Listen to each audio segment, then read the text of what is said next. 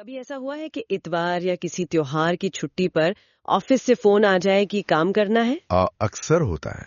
खासकर अगर कोई सरकारी बैंक या LIC जैसी जगहों पर काम करता हो। ऐसे में सवाल उठता है कि क्या ये सही है, और इससे भी जरूरी कि आप कर क्या सकते हैं। बिल्कुल। आज हम इसी की तह तक जाएंगे, जानेंगे कि नए लेबर कोड्स के तहत सरकारी फाइनेंशियल इंस्टीट्यूशंस में काम करने वालों के अधिकार क्या हैं, खासकर जब बात हॉलीडे वर्किंग या ओवरटाइम की हो। और अगर आपको इस तरह की जानकारी से भरे टॉपिक्स पसंद है तो चैनल को सब्सक्राइब करना ना भूलें, इस वीडियो को लाइक करें और अपने दोस्तों और परिवार के साथ शेयर भी करें। ओके, तो चलिए इसे एक कहानी की तरह समझते हैं। मान लेते हैं कि एम्प्लॉई है राहुल, जो एक सरकारी बैंक में काम करता है। ठीक है। दिवाली का दिन है और उसके फोन पर बॉस का मैसेज आता है, राहुल बहुत अर्जेंट काम है, ऑफिस आना पड़ेगा। राहुल का पहला रिएक्शन गुस्सा और बेबसी है।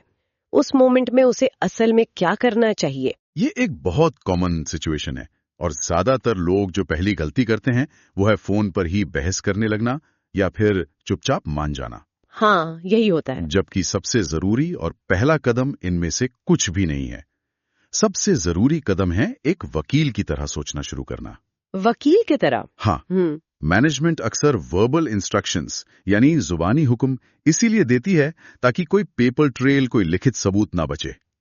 आपका पहला काम है जहां कोई सबूत नहीं है वहां एक सबूत बनाना। ये बहुत दिलचस्प है। सबूत बनाना, इसका मतलब क्या है? मतलब राहुल को क्या करना चाहिए? बॉस को रिकॉर्ड करने लगे? नहीं, उतना ड्रामेटिक होने की जरूरत नहीं है। इसका एक बहुत ही सिंपल और प्रोफेशनल तरीका है। अच्छा। राहुल को बस बॉस के मैसेज या कॉल के बाद एक छोटा सा ईमेल या व्हाट्सएप पर एक मैसेज भेजना है, कुछ इस तरह, sir just confirming your verbal instruction for me to come to the office today on Diwali to complete project X. I will be there by 11 AM। अब गेंद उनके पाले में है। अगर वो जवाब नहीं देते तो उनकी चुप्पी ही आपका सबूत बन जाती है। अगर वो यस कहते हैं तो आपके पास लिखित सबूत है। वाह, ये तो पूरा गेम ही बदल देता है। आपने लड़ाई शुरू नहीं की बल्कि सिर्फ एक फैक्ट को रिकॉर्ड पर ले आए। एग्जैक्टली। तो इस ईमेल के अलावा और क्या-क्या चीजें सबूत के तौर पर काम आ सकती हैं? कुछ भी जो ये साबित कर सके कि आपको बुलाया गया था और आपने काम किया। कोई ऑफिशियल सर्कुलर, ड्यूटी रोस्टर जिसमें आपका नाम हो, ऑफिस आने जाने का कैब बिल, अटेंडेंस रिकॉर्ड, या अगर आपने ऑफिस के कंप्यूटर पे लॉग इन किया है तो उसका लॉग। अच्छा। यहाँ तक कि अगर कोई ऑनलाइन मीटिंग हुई है तो उसका एक स्क्रीनशॉट भी एक मजबूत सबूत है। और मैंने सुना है कि इन ऑफिशियल कम्युनिकेशंस को अपनी पर्सनल ईमेल आईडी पर फॉरवर्ड कर लेना चाहिए। ये कितना जरूरी है? ये सिर्फ एक टिप नहीं है, ये एक तरह का सेफ्टी नेट है। Safety net? इसे ऐसे समझिए कि आप अपनी एक इंडिपेंडेंट आर्काइव बना रहे हैं जो कंपनी के कंट्रोल से पूरी तरह बाहर है। कल को अगर आपका ऑफिशियल ईमेल एक्सेस बंद हो जाए या रिकॉर्ड्स के साथ कोई छेड़छाड़ हो तो आपके पास अपनी कॉपी है। आपके पास आपकी अपनी कॉपी हमेशा सुरक्षित रहती है। ये एक छोटा सा कदम कर्मचारी के हाथ में काफी पावर दे देता है। ठीक है, तो राहुल ने होशियारी दिखाई और सारे सबूत इकट्ठे कर लिए। अब उसके पास एक फाइल है। अब इस फाइल का क्या करना है? क्या उसे लेकर सीधे लेबर कमिश्नर के ऑफिस पहुंच जाना चाहिए? नहीं, ये एक और आम गलती है। आपके पास सबूत का हथियार तो है, लेकिन उसे कहां और कब इस्तेमाल करना है ये बहुत मायने रखता है। ओके। सीधे सबसे बड़ी अथॉरिटी के पास जाने से पहले सिस्टम के अंदर ही आवाज उठाना सही प्रक्रिया है। इसे इंटरनल रिप्रेजेंटेशन कहते हैं। अच्छा, तो मतलब बाहर शोर मचाने से पहले घर में बात करनी चाहिए, ये दिखाने के लिए कि आपने शांति से मामला सुलझाने की कोशिश की। सही। पर इसमें भी तो एक डर है कि मैनेजमेंट बात को दबा देगी या राहुल पर ही दबाव बनाएगी। बिल्कुल, ये डर वाजिब है। इसीलिए ये इंटरनल कंप्लेंट बहुत केयरफुली ड्राफ्ट करनी होती है। ये एक इमोशनल चिट्ठी नहीं होनी चाहिए कि मेरे साथ अन्याय हुआ है। तो फिर कैसी होनी चाहिए? ये एक फॉर्मल लीगल साउंडिंग डॉक्यूमेंट होना चाहिए। सब्जेक्ट में साफ साफ लिखा हो, regarding holiday working in violation of labour codes. पत्र में तारीख, घटना का ब्यौरा और आपके पास मौजूद सबूतों का जिक्र होना चाहिए। और आखिर में मांग होनी चाहिए कि नियमों के अनुसार इसके बदले में कॉम्पेंसेटरी ऑफ या ओवरटाइम वेजेस दिए जाएं। अच्छा। जब आप कानून की भाषा में बात करते हैं तो उसे अनदेखा करना मुश्किल हो जाता है। और ये शिकायत किसे भेजनी चाहिए? ब्रांच मैनेजर को। ब्रांच मैनेजर को तो भेजनी ही चाहिए। साथ में CC में डिविजनल हेड और HR डिपार्टमेंट को भी रखना चाहिए, ताकि मामला दबे नहीं। दिन हो गए और कोई जवाब नहीं आया। अब यहाँ से बात ज्यादा सीरियस हो जाती है। एक अकेले एम्प्लॉय की शिकायत को तो अक्सर अनसुना कर दिया जाता है। यहीं पे स्ट्रेंथ इन नंबर्स का कॉन्सेप्ट आता होगा, यानी ट्रेड यूनियन। एग्जैक्टली। एक अकेले कर्मचारी की शिकायत एक पर्सनल ग्रीवेंस होती है। मैनेजमेंट उसे आसानी से हैंडल कर सकती है, उसे डराकर, लालच देकर या बस नजरअंदाज करके। सही। लेकिन जब ट्रेड यूनियन उसी मुद्दे को उठाती है तो वो एक इंडिविजुअल ग्रीवेंस नहीं रहती, वो एक कलेक्टिव ग्रीवेंस बन जाती है। वो राहुल की नहीं, सभी कर्मचारियों की लड़ाई बन जाती है। लेकिन एक मिनट, चलिए प्रैक्टिकल बात करते हैं। यूनियन को इन्वॉल्व करने से मामला बहुत ज्यादा एस्केलेट नहीं हो जाता? इससे मैनेजमेंट के साथ आपका रिश्ता हमेशा के लिए खराब होने का डर भी तो रहता है। ये आपके करियर पर भी तो असर डाल सकता है। एक बहुत जरूरी सवाल है। हाँ, रिस्क है। यूनियन को इन्वॉल्व करना एक बड़ा कदम है और ये मैनेजमेंट को पसंद नहीं आता है। लेकिन यहाँ दो बातें समझनी होंगी। क्या?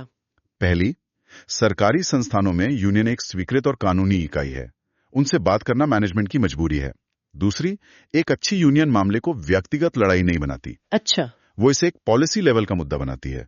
यूनियन का लेटर हेड, जिसमें लेबर कोड्स का उल्लंघन, काम के घंटे और साप्ताहिक छुट्टी के अधिकार का जिक्र होता है, मैनेजमेंट पर एक अलग तरह का दबाव डालता है। मतलब ये राहुल वर्सेस मैनेजर की लड़ाई नहीं रहती? नहीं, ये कानून वर्सेस कंपनी की पॉलिसी की लड़ाई बन जाती है। तो मतलब यूनियन का काम सिर्फ विरोध करना नहीं, बल्कि एक लीगल फ्रेमवर्क में बात को रखना है। बिल्कुल। मैंने एक केस देखा था जहां एक पूरे डिपार्टमेंट को हर इतवार को काम करने के लिए मजबूर किया जा रहा था। जब यूनियन ने डेटा के साथ दिखाया कि इससे कर्मचारियों की मेंटल हेल्थ और प्रोडक्टिविटी पर क्या असर पड़ रहा है, अच्छा, और कंपनी की अपनी एचआर पॉलिसीज का ही हवाला दिया, तो मैनेजमेंट को एक हफ्ते के अंदर एक नया रोटेशनल रोस्टर बनाना पड़ा। वाह। यह दिखाता है कि डेटा और कलेक्टिव एक्शन मिलकर कितना असर डाल सकते हैं। ठीक है, तो मान लेते हैं कि राहुल ने यूनियन के जरिए भी कोशिश की, लेकिन मैनेजमेंट अपनी बात पर अड़ा हुआ है। अब सारे अंदरूनी रास्ते बंद हो गए। अब वो लीगल हैमर यानी कानूनी हथौड़ा इस्तेमाल करने का वक्त आ गया है ना? Labour commissioner. हाँ, अब स्टैट्यूटरी अथॉरिटी के पास जाने का समय है।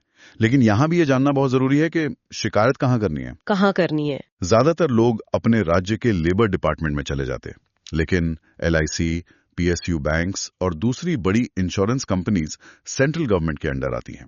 ओह। इसलिए इनकी शिकायत असिस्टेंट लेबर कमिश्नर सेंट्रल के पास करनी होती है। सही दरवाजा खटखटाना बहुत जरूरी है, वरना आपकी शिकायत घूमती ही रहेगी। और ये लेबर कमिश्नर असल में कितने पावरफुल होते हैं? क्या वो सिर्फ एक मीडिएटर की तरह काम करते हैं जो समझौता कराने की कोशिश करते हैं? नहीं, ये सिर्फ मीडिएटर नहीं है, वो एक क्वाजी जुडिशियल अथॉरिटी है। इसे आप एम्प्लॉयमेंट इश्यूज के लिए एक स्पेशल कोर्ट की तरह समझ सकते हैं। अच्छा। उनके पास मैनेजमेंट को समन करने, रिकॉर्ड्स की जांच करने और निर्देश जारी करने की शक्ति होती है। और उनका निर्देश कोई सुझाव नहीं होता, वो एक लीगल ऑर्डर होता है जिसका पालन करना मैनेजमेंट के लिए अनिवार्य है। और अगर वो पालन ना करें तो उन पर पेनल्टी लग सकती है। इसीलिए ये कदम इतना पावरफुल है। मतलब ये सिर्फ एक शिकायत दर्ज कराना नहीं है, ये एक तरह से कानूनी प्रक्रिया शुरू करना है। पर हम सब जानते हैं कि सरकारी मशीनरी की रफ्तार कभी कभी बहुत धीमी होती है। हाँ, ये सच है। अगर लेबर कमिश्नर के ऑफिस से भी जवाब आने में देर हो रही हो, तो क्या कोई और रास्ता है, कोई प्रेशर पॉइंट? हाँ, टेक्नोलॉजी ने एक नया रास्ता खोला है, CPG-RMS पोर्टल। अच्छा। ये सरकार का सेंट्रलाइज्ड पब्लिक ग्रीवेंस पोर्टल है। अच्छा, CPG-RMS। यहाँ की गई शिकायत सीधे संबंधित मंत्रालय यानी ministry of labour and employment तक पहुंचती है। इसका सबसे बड़ा फायदा यह है कि इस पर टॉप डाउन नजर रखी जाती है। मतलब ऊपर से दबाव आता है। हाँ, और जब ऊपर से दबाव आता है तो लोकल ऑफिसेज को तेजी से काम करना पड़ता है। ये सिस्टम में अकाउंटेबिलिटी लाता है। और अगर मामला सिर्फ एक दो बार का ना हो, मान लीजिए ये एक सिस्टमैटिक एक्सप्लॉयटेशन है, स्टाफ की कमी का बहाना बनाकर हर छुट्टी पर काम करने का दबाव बनाया जा रहा है, ऐसे बड़े मामलों के लिए क्या करना चाहिए? ऐसे गंभीर मामलों के लिए एक और बड़ा कानूनी रास्ता है इंडस्ट्रियल डिस्प्यूट उठाना। इंडस्ट्रियल डिस्प्यूट यह आमतौर पर यूनियन के माध्यम से किया जाता है। ये एक लंबी और फॉर्मल लीगल प्रोसेस है। इसमें पहले कॉन्सिलिएशन यानी सुलह समझौते की कोशिश होती है। अगर वहां बात नहीं बनती तो मामला लेबर कोर्ट या इंडस्ट्रियल ट्रिब्यूनल तक जाता है। तो ये एक तरह का न्यूक्लियर ऑप्शन है। बिल्कुल, ये न्यूक्लियर ऑप्शन है जो बड़े और नीतिगत उल्लंघनों के लिए इस्तेमाल होता है। ओके, तो हमने राहुल की पूरी जर्नी को देखा, एक फोन कॉल से लेकर लेबर कोर्ट तक के रास्ते को समझा। अगर हम इन सब बातों को समेटें तो वो कौन सी कोर बातें हैं जो हर एम्प्लॉय को अपने अधिकारों के बारे में बिल्कुल साफ साफ पता होनी चाहिए? कुछ बातें नॉन निगोशिएबल हैं, यानी इन पर कोई समझौता नहीं हो सकता। पहला, हर कर्मचारी को हफ्ते में 1 दिन की छुट्टी पाने का कानूनी अधिकार है। राइट। दूसरा, अगर किसी भी वजह से छुट्टी के दिन काम कराया जाता है तो मैनेजमेंट को उसके बदले में या तो कॉम्पेंसेटरी ऑफ देना होगा, यानी एक और छुट्टी, या फिर ओवरटाइम, या फिर ओवरटाइम का भुगतान करना होगा जो सामान्य सैलरी रेट से ज्यादा होता है। बिना कर्मचारी की सहमति और बिना उचित कॉम्पेंसेशन के काम कराना गैर कानूनी है।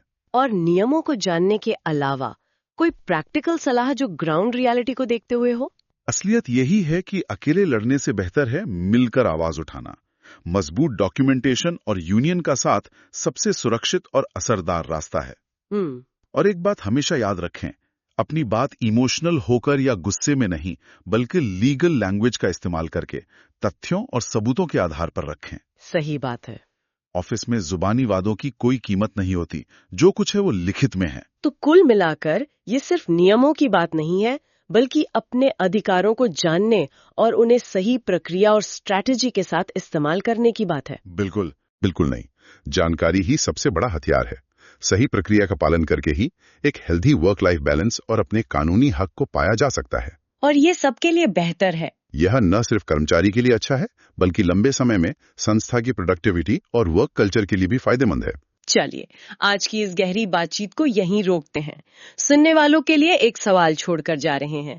आपके हिसाब से एक अच्छा वर्क लाइफ बैलेंस बनाए रखने के लिए सख्त नियमों का होना ज्यादा जरूरी है या फिर काम में फ्लेक्सिबिलिटी और आपसी समझ होनी चाहिए? बहुत अच्छा सवाल है। अपने विचार नीचे कमेंट सेक्शन में जरूर बताइएगा। और हाँ, आप यहाँ तक आ ही गए हैं तो जाने से पहले चैनल को सब्सक्राइब करना न भूलें, ताकि आपको ऐसे ही यूजफुल और इन्फॉर्मेटिव वीडियोस के नोटिफिकेशन मिलते रहें।